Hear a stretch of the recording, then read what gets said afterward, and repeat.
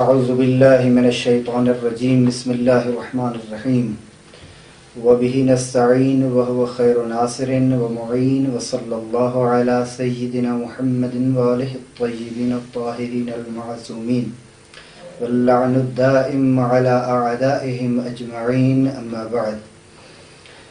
گزشتہ ہماری گفتگو علم نحو کے موجد مخترع کے متعلق تھی کہ وہ کون ہیں، اور مخترع علم نحو کے بعد علم نحو جن افراد کے ذریعے سے ہم تک پہنچی ان میں سے بعض کا تعارف ذکر کیا گیا، اور اس کتاب میں صفحہ نمبر 13 پر جو کچھ چیزیں تھیں ان کو ذکر کیا۔ سب سے پہلے علم نحو کی تعریف اس کتاب میں ذکر کی گئی، اس کے بعد علم نحو کا فائدہ، اور پھر علم نحو کا موضوع۔ یہ بتانا ضروری سمجھتے ہیں کہ رؤوس ثمانیہ میں سے 3 چیزیں متاخرین نے انتخاب کی، باقی چیزوں کو نہیں ذکر کیا۔ ان 3 چیزوں میں یہ چیزیں جو ہیں ذکر کی جاتی ہیں، جن میں سب سے پہلے جو بھی آپ علم پڑھنا چاہتے ہیں اس علم کی تعریف آپ کو آنی چاہیے۔ اس کے بعد فائدہ کیا ہے، جب تک فائدہ نہیں جانیں گے تو وہ علم سمجھ میں ہی نہیں آئے گا، اور موضوع کیا ہے۔ یہ 3 چیزیں متاخرین نے انتخاب کی۔ اس سے پہلے 8 چیزیں تھیں جن کو حاشیہ ملا عبداللہ میں آخر میں بیان کیا گیا ہے رؤوس ثمانیہ کے نام سے۔ رأس یعنی وہ عمدہ مطالب، وہ اساسی اور بنیادی مطالب 8 ہیں جن کو ذکر کیا جاتا تھا، لیکن متاخرین نے یہی چیزیں 3 ذکر کی ہیں۔ بہرحال ایک موجد اور مخترع کی بات تھی جو کل ہم بیان کر چکے۔ میں نے لفظ نحو، کلمہ نحو کے متعلق کچھ معانی ذکر کی تھی، وہ اگر آپ کو یاد ہوں تو میں نے 3 معانی کی طرف اشارہ کیا تھا، اور آج ہم چاہتے ہیں کہ کچھ اور معانی بھی بیان کر دیں تاکہ کلمہ نحو کی لغت میں حیثیت اور معنی واضح ہو جائے۔ سب سے پہلے میں نے جو کل ذکر کیا وہ یہ تاکہ علم نحو یعنی کلمہ نحو، علم نحو کلمہ نحو قصد کے معنی میں ارادہ، جس طرح کہا جاتا ہے مثلا نحوت نحوک یعنی قصد تو قصدک، یہ قصدک یہ مفعول مطلق ہے۔ بہرحال اس کے بارے میں بعد میں بحث کریں گے کہ مفعول مطلق کیا ہے۔ دوسری معنی جو کل بیان ہو چکی وہ جہت اور سمت کی معنی میں ہے، اس کے بارے میں بھی میں نے ایک حدیث قصہ سے مثال دی تھی کہ آپ حدیث قصہ کو جب پڑھتے ہیں تو وہاں لفظ نحو آیا ہے، نحو القصہ، فدنا الحسین مثلا نحو القصہ، یا امیر المومنین نحو القصہ گئے۔ بہرحال وہ الفاظ آپ دیکھ لیں حدیث قصہ میں۔ البتہ حدیث قصہ کے بارے میں جتنے افعال ہیں ان کو آپ علیحدہ کریں، جتنے اسماء ہیں ان کو علیحدہ کریں، اور جتنے حروف ہیں ان کو علیحدہ کریں۔ یہ پہچانیں کہ کون سا کلمہ اس میں اسم ہے، کون سا کلمہ فعل ہے، کون سا کلمہ حرف ہے۔ جب آپ یہ تشخیص دے دیں گے کہ حدیث قصہ میں یہ کلمات اسماء ہیں، یہ کلمات افعال کی لسٹ میں آتے ہیں، اور یہ حروف کی لسٹ میں آتے ہیں، پھر آپ دوسرا مرحلہ جو ہے تشخیص کے بعد یہ ہے افعال میں دیکھیں کہ یہ کون سا فعل ہے، آیا یہ فعل لازم ہے، فعل متعدی ہے، فعل معلوم ہے یا فعل مجہول ہے، ثلاثی مجرد سے ہے یا ثلاثی مزید فی سے ہے۔ اسی طرح دیکھیں کس باب سے ہے، ثلاثی مجرد کی کس باب سے ہے، ثلاثی مزید فی کے کس باب سے ہے، اور اسماء بھی اسی طرح یہ ثلاثی ہے یا رباعی ہے یا خماسی ہے۔ بہرحال اور حروف اصلی اس کے کون کون سے ہیں، اسم اور فعل کے، باقی حرف کو نہ چھیڑیں اس طرح۔ بہرحال حرف میں وہ باتیں جو ہیں انشاءاللہ کہ مثلا یہ کلمہ کس معنی میں استعمال ہوا ہے وہ تھوڑا سا جب اوپر آپ آئیں گے تو اس کے بارے میں بحث کی جائے گی۔ فقط اب حدیث قصہ میں اب آج جا کر دیکھ لینا کہ اور قلم بھی ساتھ ہو، وہ حدیث قصہ بھی سامنے رکھیں۔ جب بھی آپ قرآن کریم کی تلاوت کریں، کسی حدیث کی تلاوت کریں، مطالعہ کریں، تو اس میں یہ تشخیص دیں سب سے پہلے کہ اسم فعل یا حرف ہے۔ اچھا یہ معانی جو دو تھی میں ذکر کر چکا تھا پہلے بھی، اور ایک تیسری معنی جو میں نے کل بیان کی تھی وہ مثال کے معنی میں ہے. جس طرح آپ کہتے ہیں کہ مثلاً آپ اس کے لیے کہتے ہیں کہ نحو، کوئی بات کرتے ہیں، کوئی قاعدہ کلیہ بیان کرتے ہیں، اس کے لیے مثال لانا چاہتے ہیں تو پھر آپ نحو سے استفادہ کرتے ہیں. یہ ادبی کتابوں میں آپ زیادہ ملاحظہ کریں گے. لیکن جو معنی کل نہیں ذکر کی گئی تھی ان میں سے ایک معنی جو ہے وہ تحریف ہے. نحو تحریف کی معنی میں آتا ہے. نحى الشيء ينحاه وينحوه کب؟ اذا حرفه، جب اسے پھیر دے، اسے تحریف کر دے، جا بجا کر دے. يحرفون الكلم عن مواضعه، یعنی اس کی معنی میں تبدیلی لاتے ہیں. بس تحریف کے معنی میں بھی نحو استعمال ہوتا ہے. صرف کے معنی میں نحوت یعنی صرف تو، مثل کی معنی میں بھی ہے. جس طرح مررت برجل نحوک، میں گزرا ایک ایسے فرد سے، ایسے شخص سے جو تیری طرح تھا، تو جیسا تھا. مثل کا، یہ چونکہ نحوک کہیں یا مثل کا کہیں ایک ہی بات ہے. برجل نحوک، مرر تو چونکہ فعل اور فاعل ہے، با حرف جارہ ہے، رجلن کو اس نے جر دیا ہے، رجلن یہاں موصوف ہے، اور نحو مضاف ہے کاف کی طرف، یہ اس کے لیے صفت بن رہی ہے. لذا یہ مثل کے معنی میں استعمال ہوا ہے. اے مثل کا.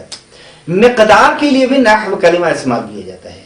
مثال کہتے ہیں کہ لہو عندی الف نحو الف، یعنی مقدار، یعنی 1000 تک میرے پاس تمان ہیں، روپے ہیں، مثلا دینار ہیں، درہم ہیں، جو بھی آپ کہہ سکتے ہیں.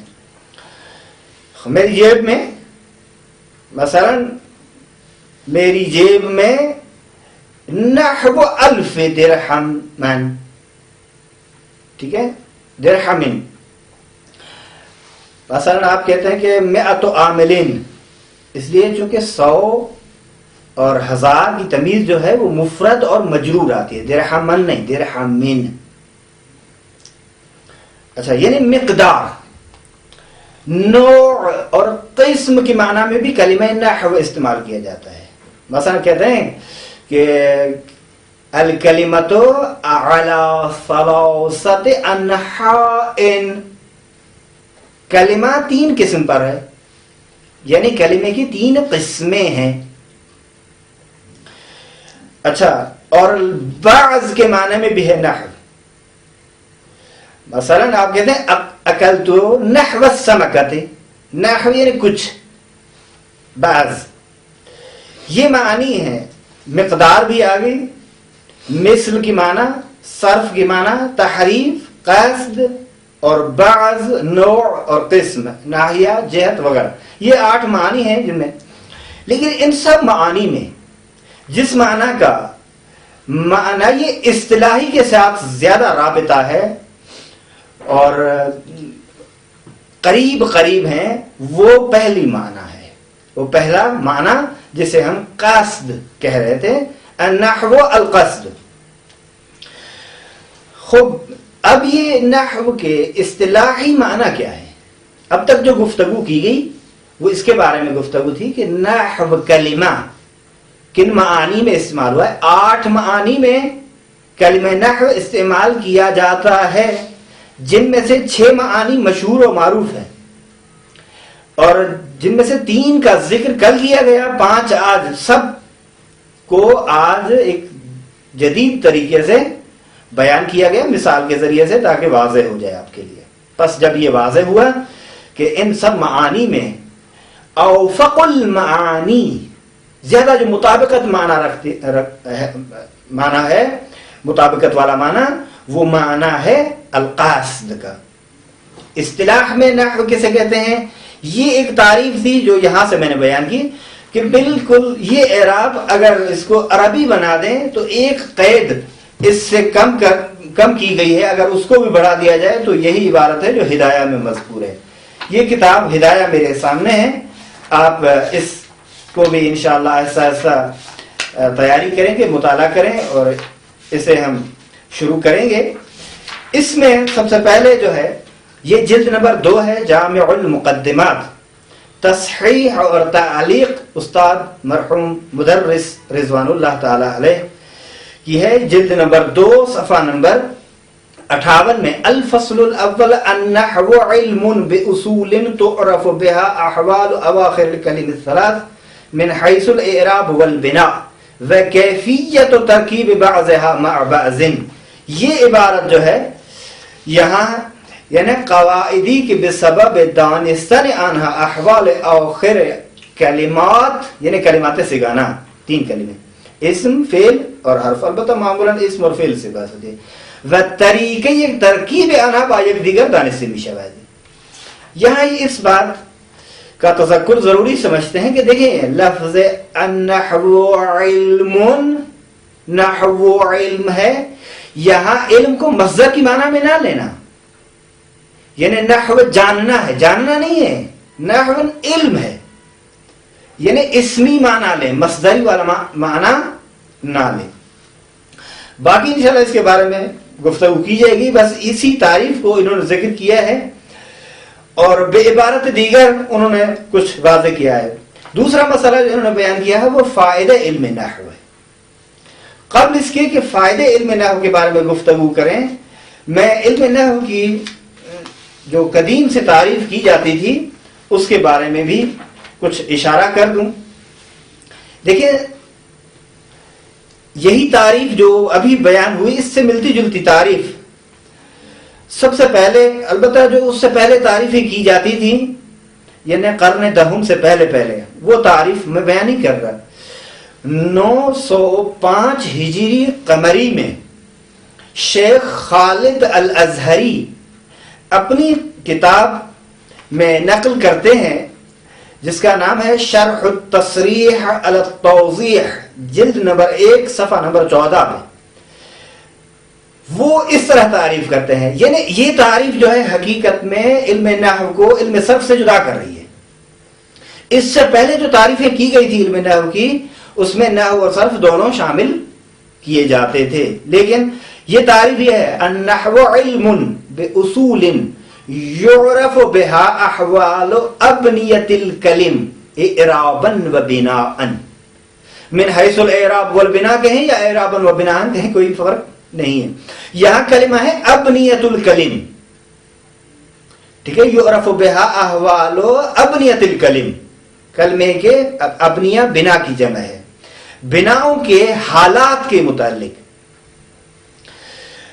اچھا اس کی اور آخری صورت جو ہے یعنی پیش رفتہ صورت اور اچھی صورت فاقہی نے بیان کی ہے۔ فاقہی اپنی کتاب میں ذکر کرتے ہیں، اس کتاب کا نام جو ہے آپ کی خدمت میں عرض کروں کہ الحدود النحویہ۔ کتاب میں الحدود النحویہ میں فاقہی یہ تعریف کرتے ہیں کہ النحو علم باصول یعرف بها احوال اواخر الکلم اعرابا و بناء۔ اب یہ تعریف جو یہاں ذکر کی گئی ہے اس کے ساتھ ملائیں، وکیفیت و ترکیب بعضها مع بعض یہاں ذکر نہیں ہوا اس تعریف میں، اگر اس کو ہٹا دیں تو بالکل وہی تعریف ہے جو یہاں ذکر کی گئی ہے۔ اچھا اس کو معلوم ہے صاحب الذریعہ نے اپنی کتاب الذریعہ میں ارشاد الہادی فی النحو سعد الدین تفتازانی جو صاحب متول ہے وہاں سے جو تعریف نقل کر رہے ہیں ان کی کتاب سے، وہ تعریف یہ ہے النحو علم بقوانین الفاظ العرب من حیث الاعراب والبناء۔ یہ تعریف اور صاحب سمدیہ کی تعریف دیکھیں کتنی ملتی جلتی ہے آپس میں، انشاءاللہ وہ بھی تعریف آپ پڑھیں گے اگلے 2 صفحوں میں۔ وہ تعریف جو انہوں نے کی تھی وہ تھی علم بقوانین الفاظ العرب من حیث الاعراب والبناء، یہی اعراب ہے النحو علم بقوانین الفاظ العرب من حیث الاعراب والبناء۔ کوئی فرق نہیں ہے، اصلا ایک کلمے کا بھی فرق نہیں ہے جو شیخ بہائی رضوان اللہ تعالی علیہ نے تعریف کی ہے اور جو اس نے سعد الدین تفتازانی نے تعریف کی ہے، بالکل وہی عبارت ہے۔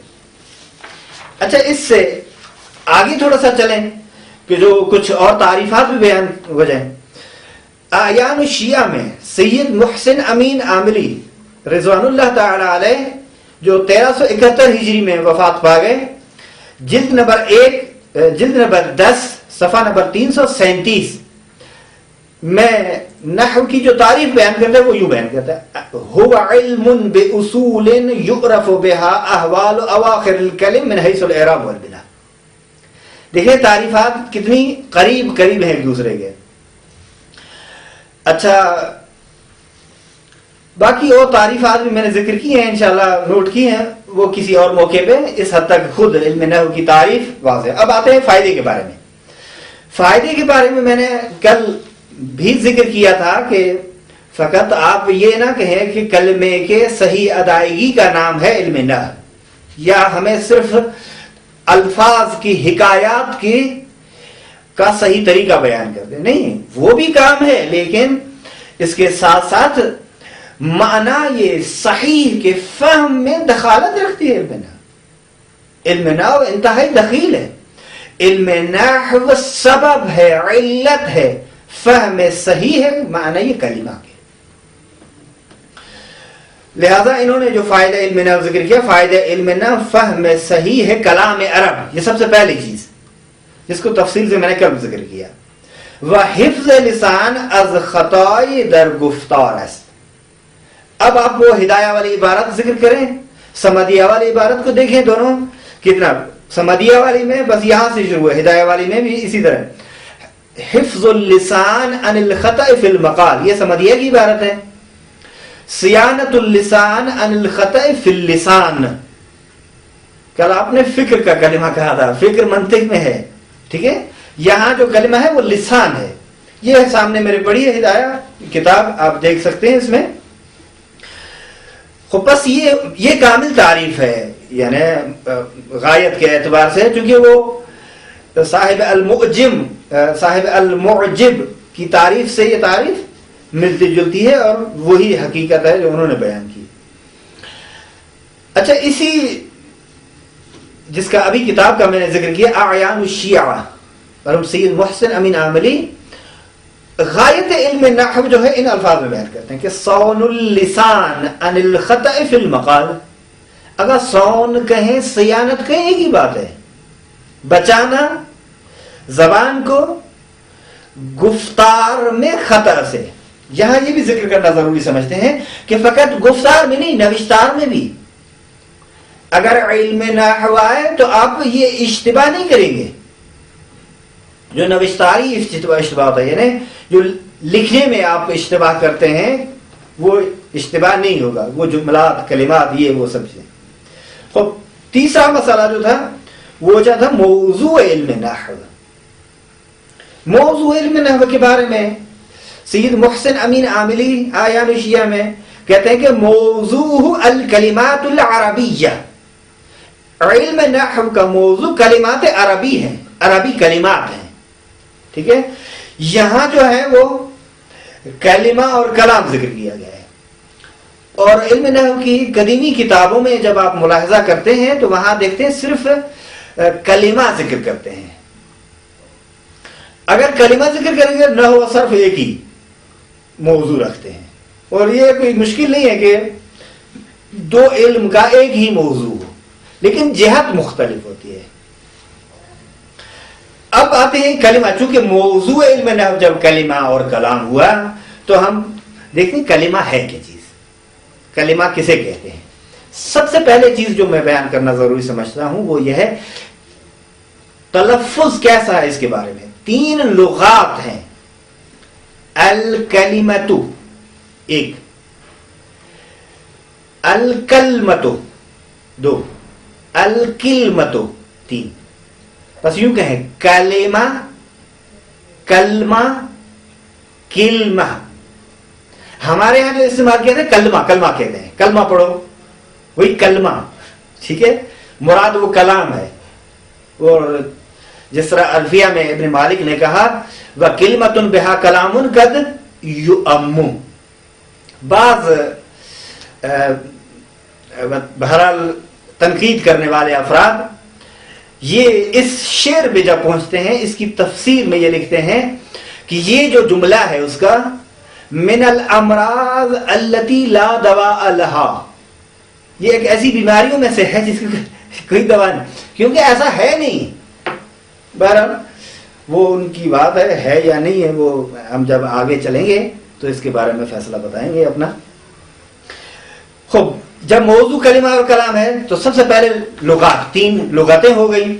اب آتے ہیں لغات کے علاوہ جو مسئلہ ہے وہ تعریف کا ہے کہ اصلا کلمہ کسے کہتے ہیں. کلمے کے بارے میں جو انہوں نے تعریف کی ہے وہ یہ ہے، کلمہ لفظ موضوعی اس کے برمعنی یہ مفردی دلالت کنا، لفظ موضوع لمعنی مفرد، یہی اس کی. لیکن تعریف جو زمخشری نے کی ہے وہ یوں تعریف کی ہے. زمخشری کہتے ہیں کہ الکلمۃ ہی اللفظۃ الدالۃ علی معنی مفرد بالوازع. وازع کی قید ہے، کلمہ وہ لفظ ہے جو ایک معنی پر دلالت کر رہا ہوتا ہے واز کے ساتھ، یعنی دلالت کلمہ برمعنی یہ خود دلالت وہ عقلی نہیں ہے یا دلالت طبعی نہیں ہے، بلکہ دلالت وضعی ہے، قرار دادی ہے. چونکہ اس کلمے کو اس معنی کے لیے قرار دیا گیا ہے، لہذا اب یہ کلمہ جو اس معنی پر دلالت کرے گا تو بالواز ہے، بالتابع بھی نہیں ہے اور بالعقل بھی نہیں ہے. دلالت کی جو اقسام ہے وہ منطق میں آپ پڑھ چکے ہوں گے یا بعد میں جا کر پڑھیں گے. اچھا، اس تعریف کی تھوڑی سی مختصر وضاحت یہ ہے. دیکھیں، الکلمۃ یہ جنس ہے، جنس. کیونکہ کلمہ کہنے میں لفظ مستعمل اور محمل دونوں شامل ہو جاتے ہیں. جب آپ کہتے ہیں کہ کلمہ لفظ ہے تو لفظ عام ہے، مستعمل اور محمل دونوں کو شامل ہوتا ہے. مستعمل بامعنی کلمہ کو کہتے ہیں اور محمل بے معنی کلمے کو کہتے ہیں، جس کے بارے میں نحو میں آپ پڑھ چکے ہوں گے، وہاں استاد نے وضاحت کی ہوگی. اچھا، دوسری جو قید ہے اس میں الدالت ہے، الدال علی معنی، یہ فصل ہے. چونکہ جب معنی پر دلالت کر رہا ہے تو بامعنی بن جائے گا، جب بامعنی بنے گا تو محمل نہیں رہے گا، مستعمل ہو جائے گا. یہ پہلی فصل ہے اس کے لیے. اچھا، اس کی دوسری فصل جو ہے وہ یہ ہے جو کہہ رہے ہیں کہ علی معنی مفردن، یہ فصل دوم ہے. تیسری فصل بھی ہے اس کے لیے، یعنی قیود احترازیہ ہے. یہ پہلے تو جنس تھا، سب کو شامل کر رہا. قید اول قید احترازی جسے ہم نے فصل کا نام دیا وہ ہے الدالۃ علی معنی. دوسری قید، دوسری فصل مفردن. تیسری قید اور تیسری فصل جو ہے بالواز ہے. کیوں یہ بالواز کہہ رہے ہیں؟ کہتے ہیں اس لیے بالواز کہہ رہے ہیں تاکہ بالتابع دلالت نہ سمجھی جائے. جس طرح ایک شخص بہت زیادہ گہری نیند میں ہوتا ہے تو کس طرح خراٹے لگاتا ہے، ظاہر ہے وہ بھی تو آواز ہے نا. لیکن اگر وہ کہتا ہے اوہ اوہ، تو یعنی یہ ہے تو صحیح، دلالت تو کر رہا ہے، لیکن کس پہ؟ بالواضع نہیں ہے. یا اس طرح وہ شخص جو مثلا بھولے سے کہہ دیتا ہے، جو کہ وہ نہیں ہوتا. بس فَإِنَّهُ يُفْهَمُ مِنْهُ اسْتِغْرَاقُهُ فِي النَّوْمِ. جو شخص نوم میں غرق ہوتا ہے، گہری نیند ہوتی ہے، وہ شخص اگر یہ کہے تو یہ ہماری بالفاظ والی قید اسے خارج کر دے. سب سے بہتر تعریف اور اچھی تعریف جو کی ہے وہ ابن ہشام انصاری نے شرح شذور الذهب صفحہ نمبر 11 پہ وہ یوں کرتے ہیں: الکلمۃ قول مفرد مختصر تعریف اور جامع تعریف۔ ابو حیان اندلسی اپنی کتاب میں غایت الاحسان فی علم اللسان میں یوں تعریف ہے: الکلمۃ قول موضوع لمعنى مفرد۔ اس نے کیا کہا ابن ہشام نے؟ الکلمۃ قول مفرد۔ یہ کیا کہہ رہے ہیں کہ الکلمۃ قول موضوع لمعنى مفرد۔ اصل ضرورت نہیں ہے موضوع لمعنى مفرد، اصل مفرد کہتی ہے اسے جو وضع کیا گیا ہو معنی مفرد کے لیے۔ یہ تعریفات تھی کلمے کے لیے، اور کلمے میں جو بحث تھی، اگرچہ کلمے کی تعریف دوسرے افراد نے بھی ذکر کی ہے، جس طرح آپ المعجب فی علم النحو میں کلمے کو اس طرح دیکھتے ہیں کہ الکلمۃ لفظ دالۃ علی معنی بالوضع،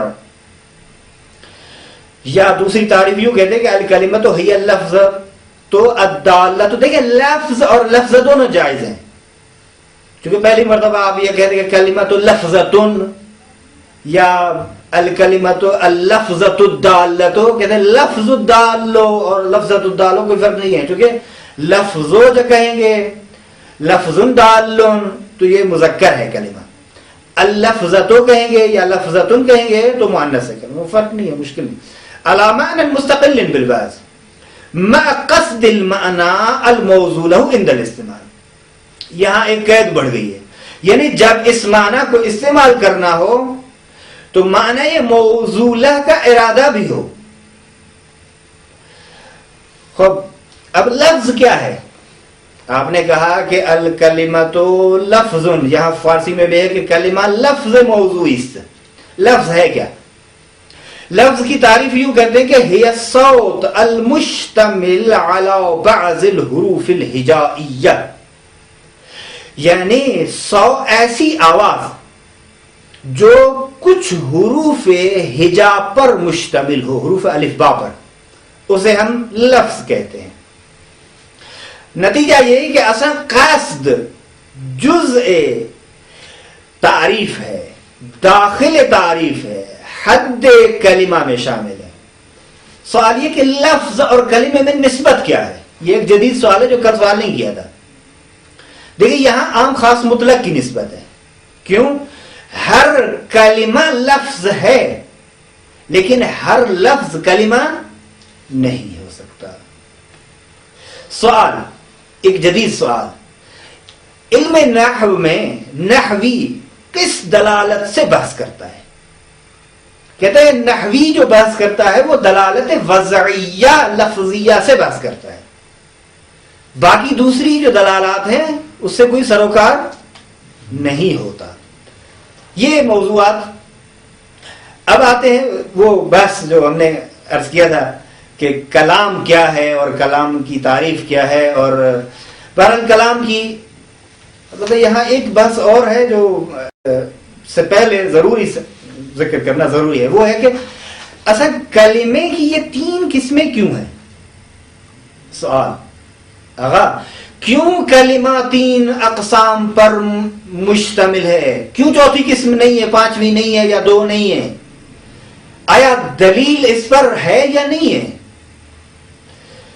اب اس میں مرحوم رضی نے بہت اچھا بیان ذکر کیا ہے، مرحوم رضی استرابادی نے شرح میں، شرح جو کافیہ پہ انہوں نے لکھی ہے، پہلے بہرحال ابن حاجب کی عبارت ہے، میں اس کو ذکر کرتا ہوں، یہی عبارت ہدایہ میں بھی ہے انشاءاللہ، اور اسی طرح کی بات جو ہے نا دوسری کتابوں میں بھی ہے۔ بالکل سادہ بیان جو ہے وہ یہ ہے کہ بھائی معانی تین قسم کی ہیں۔ کیا معانی؟ تین قسم کی ہیں۔ میں دلیل بیان کر رہا ہوں کہ کلمہ صرف اور صرف تین قسم پر ہے، چوتھی قسم نہیں ہو سکتی ہے، یعنی عقلی دلیل کی بنیاد پر کلمہ منحصر ہے تین قسموں میں۔ میں نے کیا کہا کہ معانی تین ہے، ذات، ٹھیک ہے، حدث اور رابطہ، یعنی وہ رابطہ جو حدث کو ذات سے مربوط کرے، حدث کو ذات سے مربوط کرے۔ بس ذات جو ہے وہ اسم ہے، حدث فعل کا نام ہے، حروف کا کام ہے رابطہ. سادہ بیان یہی ہے. ٹھیک. اچھا، اس کے لیے اور بھی بیان ہے. میں نے بہرحال آپ میں سے بعض افراد وہ ہیں جو شرح المزج بھی پڑھ رہے تھے، اس وقت بھی میں نے 8 اس کی صورتیں بیان کی تھی، 8 قسم کی دلیلیں، 8 تقریریں تھیں جو ایک ہی مطلب کو بیان کر رہی تھی، جن میں سے 1-2 میں اور بیان کرتا ہوں یہاں تاکہ واضح ہو جائے. تو یہ دلیل عقلی ہے. ابھی دلیل نقلی کی طرف نہیں گئے اور دلیل استقرائی کی طرف نہیں گئے، یہ فقط دلیل عقلی کی بحث ہو رہی ہے. بس ایک یہ بیان تھا. یہ بیان جو ہے آپ شذور الذہب میں دیکھیں، شرح شذور الذہب میں. ذات ان المعانی ثلاثۃ ذات وحدث ورابطۃ. للحدث بالذات، کس کا رابطہ؟ رابطۃ للحدث بالذات، ذات کے ساتھ حدث کا رابطہ. فالذات الاسم والحدث الفعل والرابطۃ الحرف. یہ سیدھا سادہ بیان ہے. بہرحال اگر دقت کریں گے تو سیدھا ہے، نہیں تو مشکل ہے. اچھا، دوسرا بیان یہ ہے جو ابن حاجب نے استعمال کیا ہے اور ہدایہ میں بھی یہی بیان ذکر کیا گیا ہے. وہ یہ ہے کہ کیوں کلمہ 3 قسم پر ہے؟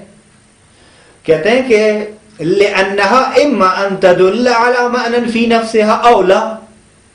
یعنی کلمہ یا تو اس معنی پر دلالت کر رہا ہے جو اس کے نفس میں ہے، ذات میں ہے، یعنی اپنی دلالت کرنے میں مستقل ہے، یا نہیں ہے مستقل. والثانی الحرف، جب مستقل معنی پر دلالت نہیں کر رہا، اپنی معنی جو اس میں ہے وہ نفس دلالت نہیں کر رہا، تو ظاہر وہ حرف ہے، کیونکہ حرف کا کام یہی ہے، استقلال نہیں رکھتا. والاول، اگر وہ مستقل معنی ہے، کلمہ ایسی معنی پر دلالت کر رہا ہے جو فی نفسہا ہے، لیکن آیا 3 زمانوں میں سے کسی زمانے کے ساتھ مقترن ہے یا نہیں ہے؟ کہتے اگر مقترن ہو تو فعل ہے، اگر مقترن نہ ہو تو اسم ہے. یہ دلیل ہے. رضی کا بیان اس دلیل کے ذیل میں کیا ہے؟ اصل کلام ابن حاجب کا تھا جو ابھی بیان کیا. رضی نے یوں کہا ہے کہ الکلمۃ محصورۃ فی هذه الاقسام، ان اقسام میں محصور ہے. حصر پر دلیل جو ہے وہ یوں ہے کہ لفظ جو معنی یہ مفرد پر دلالت کرے، هذا اللفظ الدال علی معنی مفرد، وہ لفظ جو دلالت کر رہا ہو معنی مفرد پہ، مراد یہ کلمہ، کیونکہ کلمہ کی تعریف یہی ہے نا کہ کلمہ وہ لفظ ہے جو دلالت کر رہا ہے معنی مفرد پر. کہتے ہیں کہ یہ لفظ جو معنی مفرد پر دلالت کر رہا ہے یا تو ایسی معنی پر دلالت کر رہا ہے جو فی نفسہ ہی موجود ہے، اور علی معنی لا فی نفسہ، یا ایسی معنی جو اس کے نفس میں نہیں ہے. کہتے ہیں الثانی الحرف، دوم حرف ہے. یعنی کیا؟ یعنی الکلمۃ الدالۃ علی معنی لا فی نفسہا، اس کا نام ہے حرف. والاول، یعنی وہ کلمہ جو دلالت کرے علی معنی فی نفسہا، وہ یا تو تینوں زمانے میں سے کسی ایک کے ساتھ مقترن ہے یا نہیں. اگر مقترن نہیں تو الثانی الاسم، اگر یعنی پھر تعریف کر رہے ہیں، یعنی ساتھ ساتھ تعریف بھی کرتے جا رہے ہیں اسم فعل حرف کی. یعنی الکلمۃ، بس اسم، الکلمۃ الدالۃ علی معنی فی نفسہا غیر مقترن باحد الازمنۃ الثلاثۃ. اور اگر مقترن ہو 3 زمانوں میں کسی ایک کے ساتھ تو وہ فعل ہے، تو فعل کی تعریف یوں کر رہے ہیں الکلمۃ الدالۃ علی معنی فی نفسہا مقترن باحد الازمنۃ الثلاثۃ. شرح الرضی میں جلد نمبر 1 صفحہ نمبر 30 پر یہ مطلب موجود ہے، آپ ملاحظہ کر سکتے ہیں. بس یہ دلیل ہے، دلیل عقلی. اور شذور الذہب میں بھی ایک دوسری دلیل بھی ذکر کی گئی ہے. وہ یوں ہے جو پہلے دلیل ذکر کی گئی ذات، حدث اور رابطے والی، اس کے علاوہ کہ کلمہ ان دلت علی معنی فی غیرہا فہی الحرف، اگر ایسی معنی پر دلالت کر رہا ہے جو غیر میں ہو، اس میں ذات میں نہ ہو، غیر میں ہو تو حرف ہے. وَإِن دَلَّتْ عَلَى مَعْنٍ فِي نَفْسِهَا، تو فَإِن دَلَّتْ عَلَى زَمَانٍ مُحَصِّلٍ فَهِيَ الْفِعْلُ، اگر زمان محصل سے مراد زمان معین، 3 زمانوں سے کسی ایک زمانے پر، اگر نہ تو پھر اس میں. اچھا اب کہتے ہیں ابن خباز، وہ کہتے ہیں کہ یہ بات ذہن میں ہو کہ کلمے کی یہ 3 قسمیں عربی زبان کے ساتھ مخصوص نہیں ہیں کہ آپ یوں سمجھیں کہ اصلاً عربی زبان کی یہ خاصیت ہے کہ کلمے کی 3 ہی قسمیں ہیں، 4تھی قسم نہیں ہو سکتی. نہیں، یہ کسی بھی زبان کے ساتھ مختص نہیں ہے، ہر زبان میں کلمہ 3 قسم کا ہی ہوتا ہے. کیوں؟ دلیل کیا ہے اس کی؟ اچھا وہ عبارت ابن خباز کی ہے، لا یختص انحصار الکلمت فی الانواع الثلاثۃ بلغت العرب. عربی زبان کے ساتھ یہ انحصار کلمہ 3 انواع میں منحصر نہیں، مخصوص نہیں ہے. کیوں؟ لأن الدلیل الذی دل علی الانحصار فی الثلاثۃ عقلی، چونکہ یہ دلیل جو ہم نے بیان کی وہ دلیل عقلی ہے. اور جب دلیل عقلی ہے والامور العقلیۃ لا تختلف باختلاف اللغات، زبان کے مختلف ہونے سے امر عقلی، دلیل عقلی میں تبدیلی نہیں آتی. امور عقلیہ زبان کے اختلاف سے مختلف نہیں. یہ بھی شرح شذور الذہب صفحہ نمبر 13 اور 14 پہ موجود ہے، ملاحظہ کیجیے. بس یہ بات جو ہے نا وہ واضح ہو گئی کہ کلمہ کیا ہے، اس کی قسمیں کتنی ہیں. اب یہاں جو بیان ہے اقسام کلمہ، کلمہ برسے قسمت، اسم، فعل و حرف، ہر ایک کی تعریف کر رہا ہے. اسم کلمہ اس کی برمعنا یہ مستقلی دلالت کند. کلمہ اسم وہ کلمہ ہے جو مستقل معنی پر دلالت کرتا ہے. وآن معنی، اور وہ معنی مقترن یعنی متصل ہوتی ہے، ملی ہوئی تھے. بیہ کی زمان ہے یہ سیگان نباشد، 3 زمانوں میں کسی ایک کے ساتھ وہ معنی متصل اور مقترن نہ ہو. مثال کے طور پر علم، رجل، کتاب، قلم وغیرہ ذالک. فعل وہ کلمہ ہے جو معنی یہ مستقل پر دلالت کرتا ہے اور وہ معنی 3 زمانوں میں سے کسی ایک کے ساتھ مقترن ہوتا ہے وہ معنی. مثال کے طور پر نصر، اس نے مدد کی، ینصر وہ مدد کر رہا ہے یا مدد کرے گا، انصر تو مدد کر. حرف وہ کلمہ ہے جو مستقل معنی پر دلالت نہیں کرتا، بلکہ انہوں نے یہ کہا برمعنا یہ غیر مستقلی دلالت کو نا، جو غیر مستقل معنی پر دلالت کر رہا ہو کلمہ اسے حرف کہتے ہیں. یعنی برائے دلالت کردن بر معنی خود باید بکلمہ دیگری ضمیم شود. انہوں نے یعنی کہہ کر ایک وضاحت کی اسی جملے کی. وہ یوں کہنا چاہتے ہیں کہ یہ حرف جب اپنی معنی پر دلالت کرنا چاہتا ہے تو مستقل تو نہیں ہے دلالت کرنے میں، محتاج ہے کسی اور کا، لہذا اسے ضم ہونا پڑے گا، ملنا پڑے گا، ضمیمہ ہونا پڑے گا کسی اور کلمے کے ساتھ تاکہ اس کے ذریعے سے یہ معنی ادا کر سکے. مثال کے طور پر من، ہم اسے اردو زبان میں سے کہیں گے، فارسی میں از کہتے ہیں. الا ہم کہیں گے طرف، جانب، فارسی میں بے یا بسوئی، یہ دونوں کلمے استعمال ہوتے ہیں. مثال کے طور پر کہتے ہیں کہ سرت من البصرۃ الی الکوفۃ، یہاں جو مثال ہے سرت من المنزل الی المدرسۃ، میں گھر سے مدرسے تک سیر کی گیا. ذهب تو کہہ دیں، سر تو کہنے کوئی فرق نہیں پڑتا. کلام، اچھا یہاں تک گفتگو جو ہے نا کلمہ اور کلمے کی دلیل، اگرچہ تھوڑا سا بیان طولانی ہو گیا لیکن آپ پریشان نہ ہو، انشاءاللہ آپ کے لیے یہ چیزیں مفید ہیں. ہم آگے چلتے ہیں بس کلام کے بارے میں. اب کلام کیا ہے، کلام کی تعریف کیا ہے؟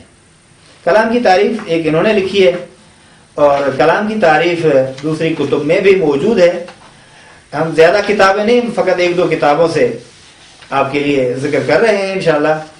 آپ دیکھیں سب سے پہلے جو جامع المقدمات ہے اسی کا حوالہ دیتے ہیں. جامع المقدمات میں جو کلام کی تعریف ذکر کی گئی ہے ہدایہ میں، الہدایہ فی النحو میں، وہ یہ الفاظ ہیں: الکلام لفظ تضمن الکلمتین بالاسناد. ٹھیک ہے، کلام وہ لفظ ہے جو اسناد کے ساتھ 2 کلموں کو متضمن ہوتا ہے. ٹھیک ہے، یہ کلام کی تعریف الہدایہ میں. اب خود اسناد کیا ہے اس کی تعریف جدا ہے. والاسناد یہ نسبت احد الکلمتین، دو کلموں میں سے ایک کی نسبت دوسرے کی طرف، الی الاخری بحیث یفید المخاطب فائدۃ تامۃ یصح السکوت علیہا. اچھا یہ کلام کی تعریف ہو گئی. آپ دوسری کتابوں میں دیکھیں انشاءاللہ جب آپ یہی کلام کی تعریف سمدیہ میں پڑھیں گے تو یہ 3 لفظ ہیں اس کے لیے. لفظ مفید بالاسناد، لفظ 2 کلمہ مفید، تیسرا کلمہ بالاسناد. یہ 3 کلمے پر مشتمل ہے تعریف جو سمدیہ میں کی گئی ہے. انشاءاللہ اس کو بھی آپ مطالعہ کریں گے. بہرحال کلام یہ ہو گیا. اچھا انہوں نے جو تعریف کی وہ یہ کہ وہ کلام لفظی اس کے از ترکیب کلمات با یک دیگر بھی وجود آئے. یعنی کچھ کلمات جب آپ اس میں مرکب ہو جاتے ہیں تو کلام وجود میں آ جاتا ہے اور وہ ایسی معنی کامل رکھتا ہے جس پر سکوت صحیح ہوتا ہے. جس طرح جاء زیدن، زیدن قائم، جاء امر ربک، جاء ربک والملک صفا صفا. قرآن کریم میں ہے.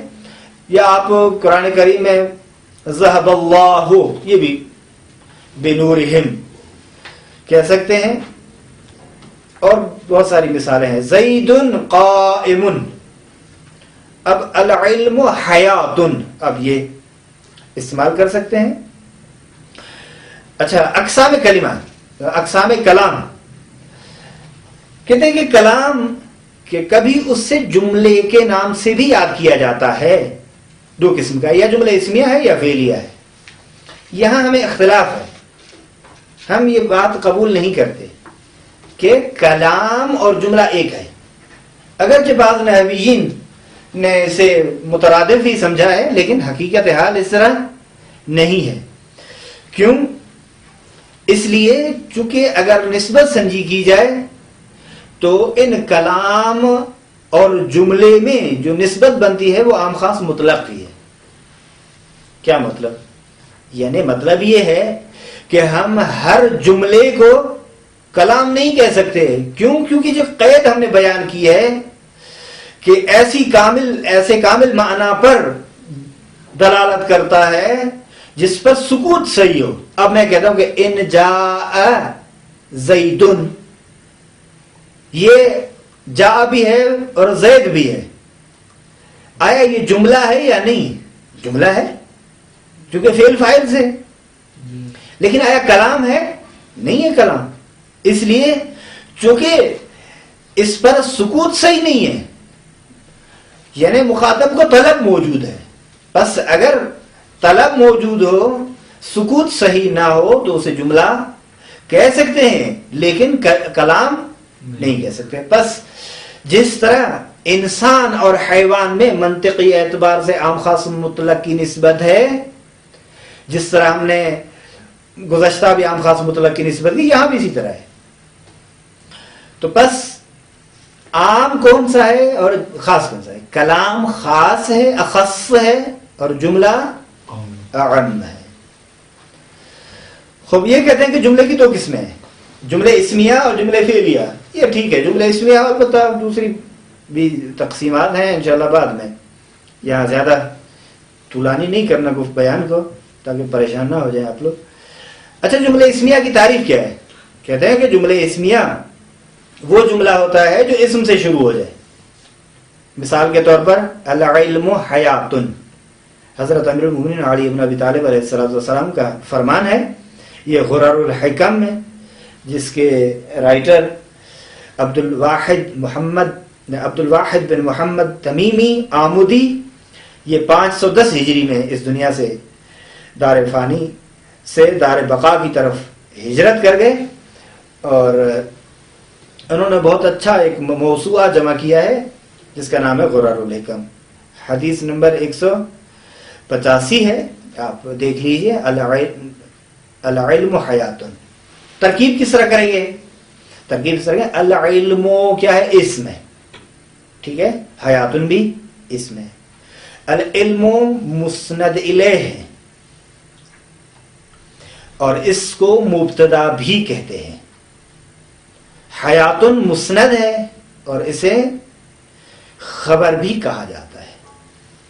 جملے فعلیہ کہتے ہیں کہ وہ ہے جو فعل سے شروع ہو جائے، جس طرح صدق اللہ، اللہ نے سچ فرمایا ہے بے شک. اور العلم حیات، یعنی علم حیات اور زندگی کا باعث اور موجب اور سبب ہے، یعنی علم کے ذریعے سے حیات ہے. جس ماحول میں، جس معاشرے میں علم نہ ہو وہ معاشرہ چلتے پھرتے بھی مردہ کہلائے گا. اور ہمارے استاد کا ایک بہت بہترین جملہ، خدا ان پہ رحمت کرے، مولانا منظور حسین لکھنوی، ان کو خدا کروڑ کروڑ جنت نصیب فرمائے، وہ فرماتے تھے کہ اگر کسی قوم کو آپ پھانسی دینا چاہتے ہیں یا کسی قوم کو خودکشی کے اس منظر پر لانا چاہتے ہیں تو اس قوم سے علم کو چھین لو. اور حقیقت ہے یہ. بہرحال علم کی بہت زیادہ اہمیت ہے، بغیر علم کے حیات جو ہے وہ حیات حیوانی ہے. اچھا، اس کی ترکیب کیا ہے؟ کہتے ہیں صدقہ فعل ہے. یہ فعل معلوم ہے، فعل مجہول نہیں ہے، فعل معلوم ہے اور ثلاثی مجرد سے ہے. اللہ اس کے لیے فاعل ہے، بس یہ فعل اور وہ فاعل، یہ جملے فعلیہ کہلاتا ہے. مثال دوم یہ ہے قضی الامر. قضی فعل ماضی ہے، جس طرح صدقہ فعل ماضی تھا، لیکن فرق یہ ہے کہ صدقہ فعل ماضی تھا، معلوم کا صیغہ تھا، یہ فعل مجہول ہے. یہ دو مثالوں کے ذریعے سے یہ بتانا یہ چاہتے ہیں کہ چاہے فعل معلوم ہو یا فعل مجہول ہو، کوئی فرق نہیں پڑتا، فعل لازم ہو یا فعل متعدی ہو، ہم اس جملے کو جملے فعلیہ کہیں گے. ترکیب کیا ہے؟ قضیہ فعل مجہول، یہاں فقط فعل لکھا ہے، قضیہ فعل، ٹھیک ہے، اس کو مقید کریں. فعل مجہول، ٹھیک ہے، چونکہ ہر فعل کے لیے نائب فاعل تو نہیں ہوتا، نائب فاعل فقط فعل مجہول کے لیے آتا ہے. یہاں مقید نہیں کیا، ٹھیک ہے، ضرورت نہیں تھی یہاں مقید کرنا چاہیے تھا، بس یہاں یہ لکھنا چاہیے تھا قضیہ فعل مجہول اور الامر اس کے لیے نائب فاعل. اچھا، یہاں ایک سوال تھا نا، وہ سوال یہ ہے کہ کبھی ایسا ہوتا ہے کہ کلمات آپس میں ملتے تو ہیں لیکن سکوت صحیح نہیں ہوتا، بلکہ سننے والا منتظر رہتا ہے کہ پتہ نہیں کیا متکلم کہے گا، کلام کرنے والا. کہتے ہیں کہ ایسے مرکب کو ہم مرکب ناقص کا نام دیتے ہیں. ناقص، مرکب ناقص. اچھا، مرکبات میں سے ایک اور مرکب کی قسم ہے جو بہت زیادہ استعمال ہوئی، اسے مرکب اضافی کہتے ہیں. مرکب اضافی میں کیا ہوتا ہے؟ پہلا جز مضاف ہوتا ہے، دوسرا جز مضاف الیہ ہوتا ہے. جس طرح آپ کہتے ہیں کہ مثلا مالک یوم الدین، یوم دیکھیں پھر بھی وہ اضافہ ہو رہا ہے. ھذا کتابی، یہ میری کتاب ہے، ٹھیک ہے، یہ میری کتاب ہے. کتاب کو اضافہ کر رہے ہیں یا کی طرف. پہلے جز کتاب کو کہیں گے مضاف، دوسرے جز کو کہیں گے مضاف الیہ. اب یہاں یہ بیان کر رہے ہیں کہ در این نوع مرکب جزء دوم غالباً جزء اول یا ظرف یا بیان کنندے آن می باشد. یہ کہنا یہ چاہتا ہے کہ وہ ہم نے مطلب مطلقاً یہ بیان اس طرح ٹھیک نہیں ہے، اگر اس کو بیان بھی کرنا ہے تو پھر اس طرح کہیں گے ہم.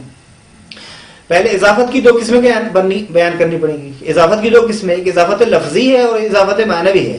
ہر اضافت میں تو یہ نہیں ہوتا، یہ جو بات کر رہے ہیں وہ فقط اضافت معنوی کی بات کر رہے ہیں، ٹھیک ہے. بس اضافت معنوی میں یہ ہوتا ہے کہ غالباً جزء اول جو ہے یا ظرف واقع ہوتا ہے یا بیان واقع ہوتا ہے. جزء دوم جزء اول کے لیے مثال کے طور پر کہتے ہیں کہ آپ کتاب صلاۃ اللیل، ٹھیک ہے. صلاۃ اللیل، لیل کیا ہے؟ رات.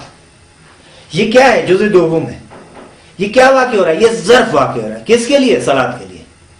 بس جزء دوم جزء اول کے لیے یا ظرف واقع ہوتا ہے یا اس کے لیے بیان کر رہا ہے. مثال کے طور پر بیان کرنے والی مثال کیا؟ صوب قطن. صوب مضاف ہے اور قطن مضاف الیہ ہے. یہ قطن جو ہے، اچھا صوبون من قطن ہے، اصل میں بیانیہ ہے. یہاں من کتاب اللہ یا لام کی معنی میں ہے. بس اضافت معنویہ کی 3 قسمیں ہوئی. یا اختصاصیہ ہے، یعنی مضاف اور مضاف الیہ کے درمیان میں لام ہے جس کو لام اختصاص کہتے ہیں. یا مضاف اور مضاف الیہ کے درمیان میں من ہے جسے من بیانیہ کہتے ہیں. یا مضاف اور مضاف الیہ کے درمیان میں فی ہے جسے ظرفیہ کہتے ہیں.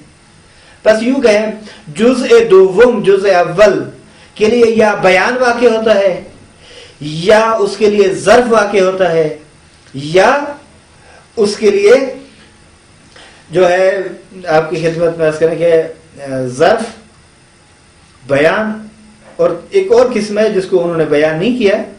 بہرحال اضافت اختصاصیہ جس سے ہم نے کہا کہ مضاف اور مضاف الیہ کے درمیان میں لام مقدر ہوتا ہے. کتاب اللہ یعنی کتاب من اللہ اگر کہیں گے تو یہ من مقدر ہو جائے گی. یہاں کتاب اللہ یعنی کتاب للہ، اصل میں یہی ہے، یہ صحیح ہے. کتاب من اللہ نہیں، کتاب اللہ یعنی کتاب للہ، ایسی کتاب جو اللہ کی جانب سے ہے، اللہ کے ساتھ مختص ہے، مخصوص ہے اللہ کے. خوب قطن اس کو کہتے ہیں پنبے کو، جسے ہم کپاس کہتے ہیں اپنی زبان میں. اچھا مضاف الیہ کبھی جو ہے اس میں ظاہر ہوتا ہے اور کبھی ضمیر. کتاب اللہ، کتاب پہلا جز اور اللہ دوسرا جز، یہ دوسرا جز اس میں ظاہر ہے. کتابہ یہ ضمیر آ گئی، کتابی وغیرہ اسی طرح. یہاں 2 نمبر پہ ایک وضاحت کی حاشیے میں کہتے ہیں کہ اگر مثلا ان زیدن عالم میں کہوں، سوال کے طور پر میں بعد میں یہ عبارت بیان کرتا ہوں. ان زیدن عالم، سوال آیا یہ جملے اسمیہ ہے یا فعلیہ ہے یا حرفیہ ہے؟ کہتے ہیں کہ حرف کا تو اعتبار ہوتا ہی نہیں ہے. اب یہ جملہ اسمیہ ہے، کیوں؟ اس لیے چونکہ اس کا مسند الیہ کیا ہے؟ اس میں ان زیدن عالم. اچھا یہ یہاں کہتے ہیں کہ یا ایاک نعبد، ایاک نعبد، یہ ایاک جو ہے نعبد پر مقدم ہو گیا. اب یہ کون سا جملہ ہے؟ یہ کہتے ہیں کہ جملہ فعلیہ ہے. یا کہ زیدن ضربتہ، یہ کون سا جملہ ہے؟ یہ بھی فعلیہ ہے. تو کہتے ہیں کہ دیکھیے کہ بعض چیزیں اگر مقدم ہو جائیں تو وہ جملے اسمیہ یا فعلیہ ہونے کے لحاظ سے کوئی مشکل ایجاد نہیں ہوتی، اس پہ کوئی نقصان نہیں ہوتا اس سے. کیف جاء زید، کس طرح زید آیا؟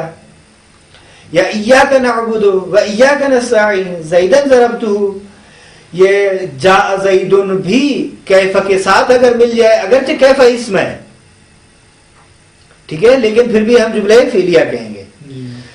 ایاک کو بھی جملے ایاک نعبد کو، زیدن ضربتہ کو بھی جملے فعلیہ کہیں گے. تیسرے نمبر پر یہ وضاحت ہے کہ ضمیر وہ کلمہ ہے جو متکلم یا مخاطب یا غائب جس کا پہلے ذکر ہو دلالت کرے. میں، آپ، وہ، انا، انت، ہوا، یہ ہے عربی زبان میں. بہرحال یہ بحث تھی کلام کے متعلق. اچھا سوال بھی گزشتہ بحث میں ذکر کیا گیا تھا. وہ سوال یہ تھا کہ کلام اور جملے میں کون سا فرق ہے؟ یہ میں نے عرض کر دیا کہ کلام اخص ہے اور جملہ عام ہے. اس کا جواب آ گیا. اور دوسرا سوال یہ تھا کہ کلام اور قول، کلم، تینوں میں کیا فرق ہے؟ ان تینوں میں یہ فرق ہے، اگر نسبت کے حساب سے دیکھا جائے تو عام خاص من وجہ کی نسبت ہے ان تینوں میں.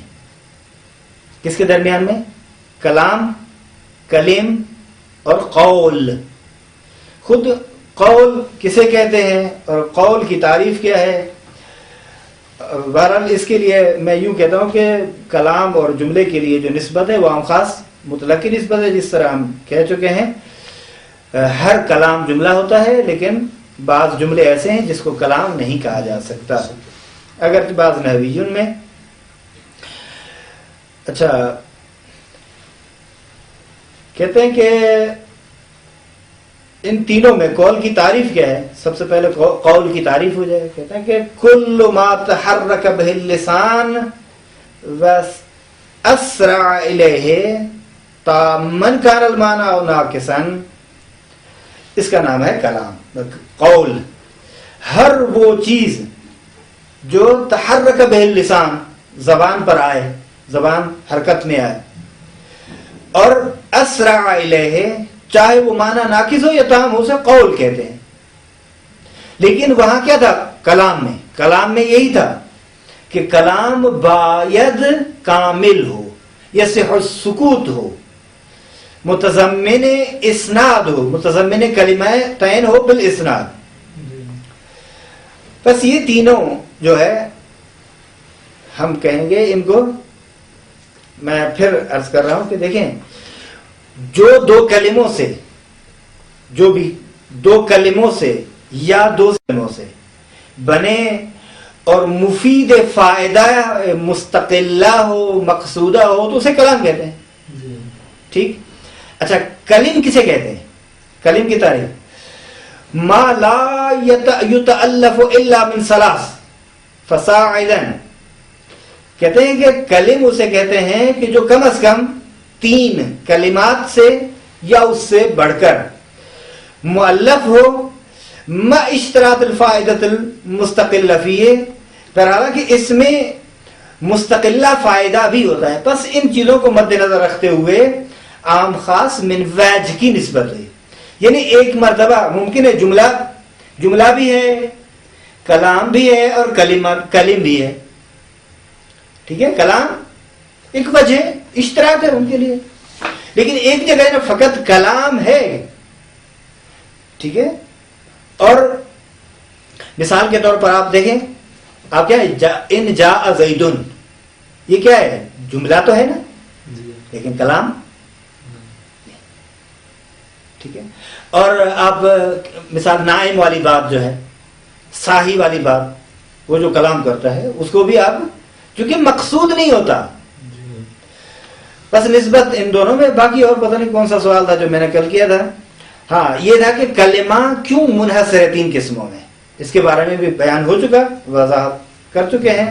انشاءاللہ اس کی اور اگر آپ کو ضرورت پڑے گی تو آپ کل کے درس میں یاد دلائیے گا، انشاءاللہ اس کی اور وضاحت کریں گے. اب آتے ہیں صفحہ نمبر 16 پر. کچھ سوالات ہیں.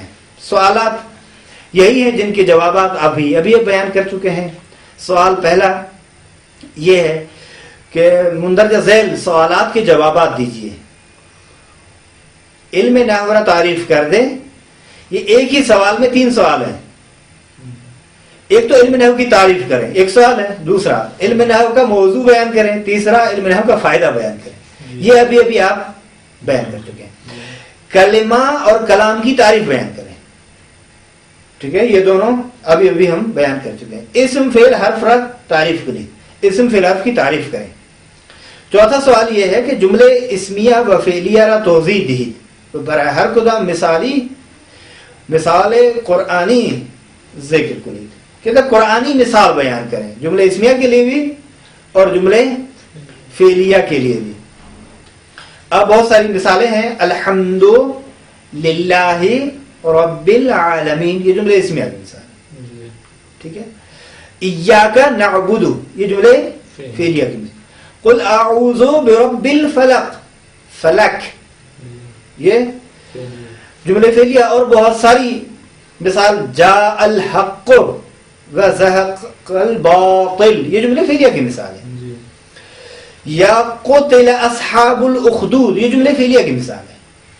اقتربت الساعۃ، یہ جملے فعلیہ کی مثال ہے. انشق القمر، یہ جملے فعلیہ کی مثال ہے.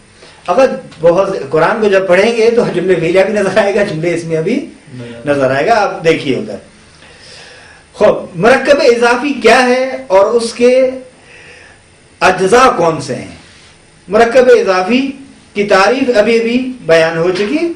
اب سوال یہ ہے کہ جملہ یہ اسمیہ و فعلیہ مشخص کر دے وہ ہر یہ کرا ترکیب کنی. 6 مثالیں ہیں جن میں سے 3 مثالیں قرآنی ہیں اور 3 جو ہیں حدیث سے ہیں. 3 جو قرآنی ہیں وہ یہ ہے اقتربت الساعۃ. سب سے پہلے یہ مشخص کرو کہ یہ جملہ کون سا ہے. ابھی عرض کر دیا کہ جملے فعلیہ ہے.